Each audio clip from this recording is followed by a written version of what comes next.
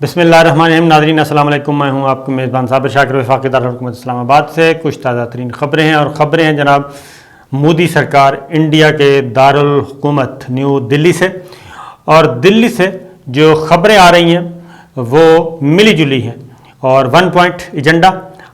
کل ایک اہم ترین اجلاس ہوا آل پارٹیز کانفرنس. میں تو یہ کہوں گا so called all parties conference, کیونکہ جو چیزیں سامنے آ رہی ہیں اب وہ مقبوضہ کشمیر کی صورتحال 5 اگست 2019 کے بعد جو ایک کمبل سے جان چھڑوانا چاہ رہے تھے مودی سرکار بی جے پی، اور وہ کمبل اب ان کی جان نہیں چھوڑ رہا، اس کو حل کرنے کے لیے یہ اجلاس، یہ آل پارٹیز کانفرنس بلوائی گئی. لیکن اس میں کیا ہوا اور کیا مطالبات پیش کیے گئے اور اس میں کوئی پیش رفت ہو سکی اور کیا اس طرح کی کسی کوشش کو کامیاب ہونے دیا جائے گا، یہ ہے وہ چیزیں. اور اصل جو خبر ہے وہ ذرا ڈیٹیلز ہمارے پاس آئی ہیں سری نگر سے بھی اور دلی سے بھی، کہ اس کے پیچھے محرکات کیا ہیں اور ایجنڈا کیا ہے، ہڈن ایجنڈا کیا تھا. سب سے پہلے یہ ہوئی جی 14 جماعتی اتحاد. 14 جماعتی اتحاد، اور اس میں 14 سیاسی جماعتوں کو، مقبوضہ کشمیر کی سیاسی جماعتوں کو بلایا گیا تھا. اور اس میں خاص طور پہ تین سابق وزرائے اعلیٰ بھی، یعنی کہ مقبوضہ کشمیر کے سابق وزرائے اعلیٰ بھی 3 موجود تھے. سب سے پہلے تو یہ بتا دوں کہ اس میں ڈیمانڈز کیا رکھی گئیں ان 14 جماعتوں کی طرف سے. ہوا یہ کہ یہ ڈیمانڈز پہلے سن لیں. کشمیر کو ریاست کا درجہ ملنا چاہیے.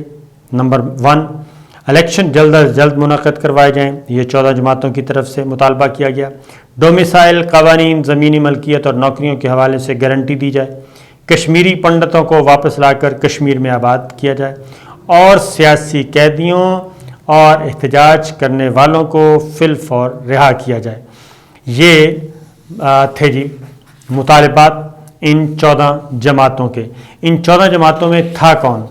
ان 14 جماعتوں میں ڈاکٹر فاروق عبداللہ، ان کے فرزند Omar Abdullah, P D P سے محبوبہ مفتی، کانگریس سے غلام نبی آزاد، تارا چند، غلام احمد میر، پیپلز کانفرنس سے سجاد غنی لون اور مظفر حسین بیگ، اپنی پارٹی سے جی الطاف بخاری، بی جے پی سے روندر رینا اور نرمل سنگھ اور گووندر گپتا، سی پی آئی ایم سے محمد یوسف اور نیشنل پینتھرز پارٹی سے پروفیسر بھیم سنگھ، یہ تھے شامل. اب یہ سارے کے سارے ایک بتا دوں کہ سب کے سب یہ پرو انڈین ہیں، پرو دلی، جن کو ہم عرف عام میں کٹ پتلی حکومتیں کہا کرتے تھے. یہ وہ جماعتیں ہیں. اور جبکہ مقبوضہ وادی میں جو صورتحال تھی، ادھر دلی میں ان 14 جماعتوں کو بلایا گیا تھا، لیکن جو مقبوضہ کشمیر میں معاملات تھے وہ ایک مکمل پوری وادی جو ہے وہ چھاؤنی میں تبدیل کر دی گئی تھی.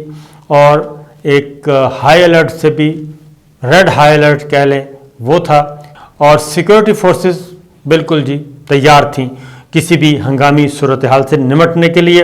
اس کی وجہ کہ بہت ساری کیاسرائیاں جو ہیں وہ گردش کر رہی تھیں، اس لیے کسی بھی صورتحال، کسی بھی رد عمل سے بچنے کے لیے یہ سب کچھ کیا گیا. یہ 5 گھنٹے کی نشست ہوئی، اور ان 5 گھنٹوں کی نشست میں جو مطالبات تھے وہ میں آپ کے سامنے رکھ چکا ہوں. لیکن ہوا یہ کہ اس سے پہلے یہ سارا ڈھونگ رچانے سے پہلے، اس ڈھونگ رچانے سے پہلے ہوا یہ جی کہ مودی سرکار نے اور خاص طور پہ انڈین اسٹیبلشمنٹ نے ان تمام پرو انڈین کٹ پتلی لوگوں کے ساتھ، رہنماؤں کے ساتھ ملاقاتیں کی انڈیویجول. ان کو کلٹیویٹ کرنے کی کوشش کی، ان کو ذرا یوں کرنے کی کوشش کی، خریدنے کی، برائب بھی، سب کچھ جو بھی آپ سمجھ سکتے ہیں جب بھی اس طرح کی چیزیں ہوتی ہیں. تو اس میں ہوا یہ کہ فاروق عبداللہ اور 2 اور 3 جو ہیں، پہلے تو فاروق عبداللہ کو پہلے کلٹیویٹ کیا گیا، دلی سرکار نے. اس کے بعد 2 اور لوگوں کو کیا گیا، اور ہوا یہ کہ پلان یہ تھا کہ ایک ڈی لمیٹیشن کا سلسلہ چل رہا ہے. اس کے پیچھے میں ہڈن ایجنڈا بتا دوں کیا تھا. ہڈن ایجنڈا یہ تھا کہ 5 اگست 2019 وہاں پہ ڈسٹرکٹ لیول پہ انتخابات ہو چکے، 2 سال ہو گئے، ہر چیز مفلوج ہے، اور وفاق براہ راست دلی جو ہے وہ مقبوضہ وادی کا کنٹرول سنبھالے ہوئے. اب انتخابات دنیا کو دکھانے کے لیے مودی سرکار کے پاس کچھ نہیں. 2 سال سے وہاں پہ لاک ڈاؤن ہے اور ایک منی جیل ہے. تمام کی تمام وادی جو ہے، انسانی حقوق کا برا حال ہے. وہ سارے یورپی یونین، امریکنز، انسانی حقوق کی تنظیمیں، جینوسائیڈ، یہ سب اپنی اپنی رپورٹ پیش کر رہے ہیں، اور تنقید بہت زیادہ ہو رہی ہے. اور مودی سرکار، خاص طور پہ جو بائیڈن انتظامیہ آئی ہے، وہ بھی ٹرمپ کی طرح دلی کے لیے اتنی نہیں ہے کہ جی بالکل آنکھیں بند کر لے. وہ بھی ذرا تھوڑا سا ہیومن رائٹس کے حوالے سے کانشیس ہے.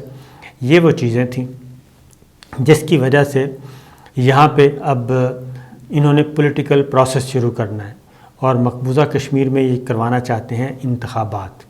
اور اس سے پہلے تاثر یہ دینا چاہ رہے تھے، یہ جو فوٹو سیشن ہوا کل پوری دنیا کو، کہ دیکھیں جی جمہوری پروسیس شروع ہو چکا ہے اور ہم آگے بڑھ رہے ہیں، اب ہم الیکشن کی طرف جا رہے ہیں، اور لوگوں نے یہ قبول کر لیا ہے.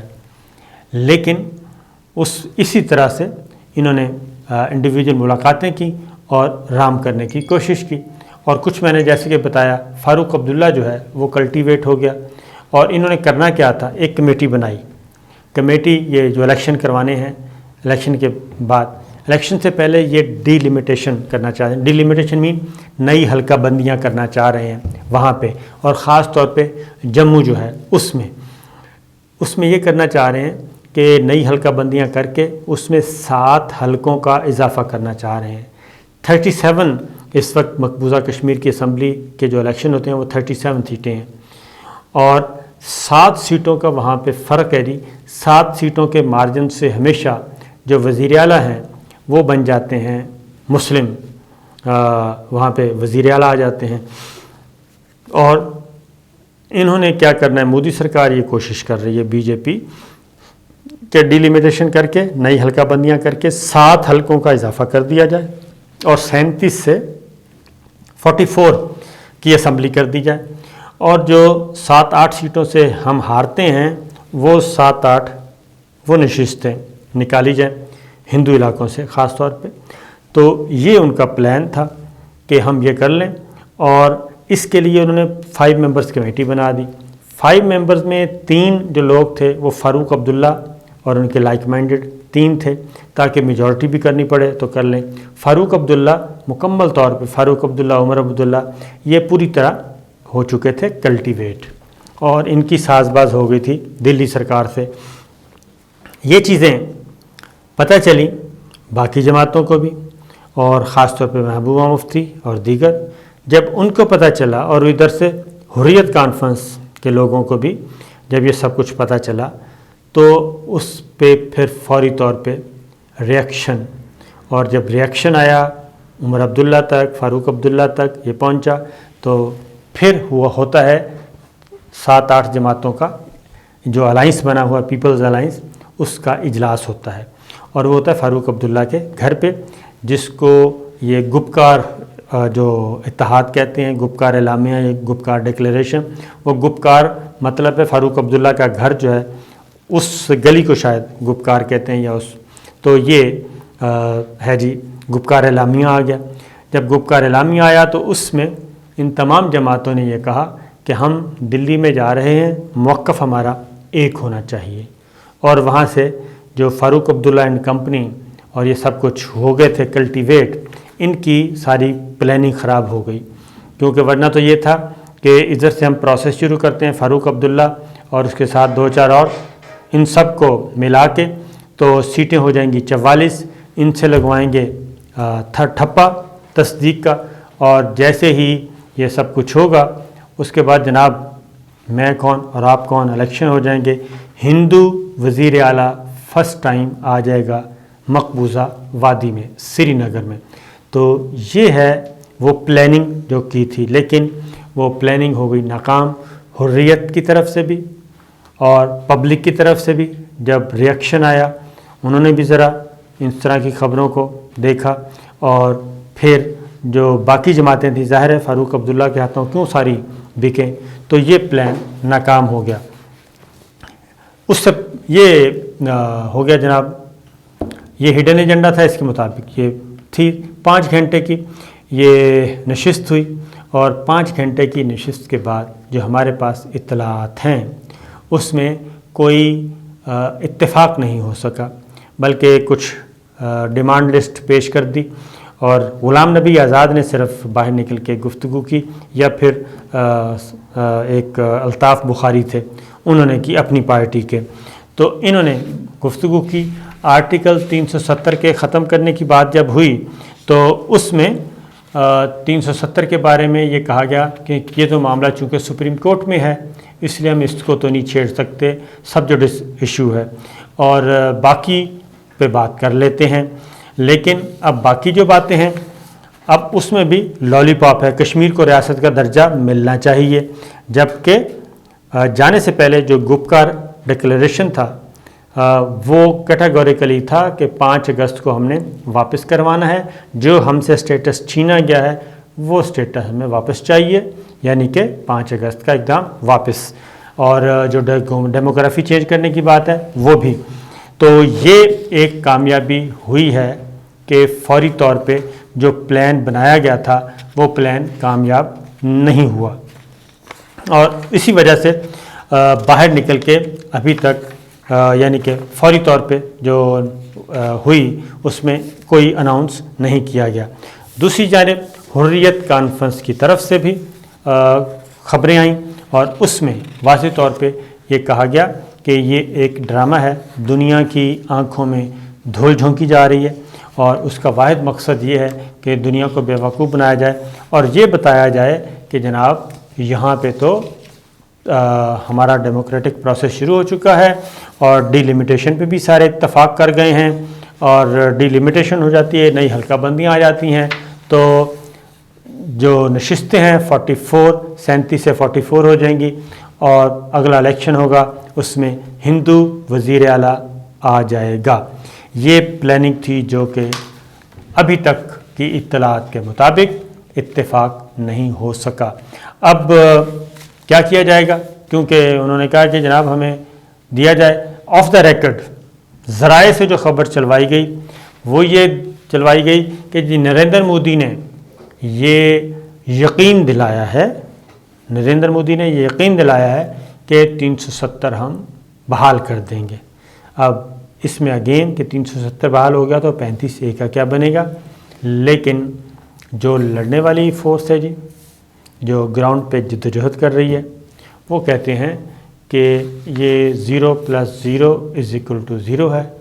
یہ سب سیاسی بونے تھے جو کہ وہاں گئے، ان کے ساتھ جو مرضی کر لیں، جو برائب دینی ہے دے دیں، اس سے مقبوضہ وادی میں کوئی فرق نہیں پڑنے والا۔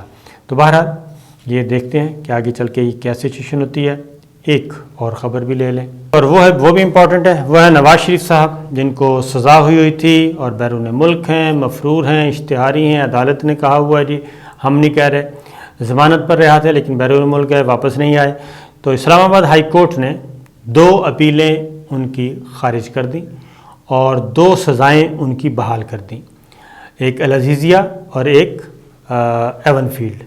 2 احتساب عدالتوں نے، ایک جج محمد بشیر تھے اور دوسرے جج تھے جی ارشد ملک مرحوم۔ 2 مقدمات میں ان کو سزائیں دی تھیں، 2 ریفرنس میں، ایک ریفرنس میں بری کر دیا تھا، اور ان کے خلاف یہ اپیلیں تھیں۔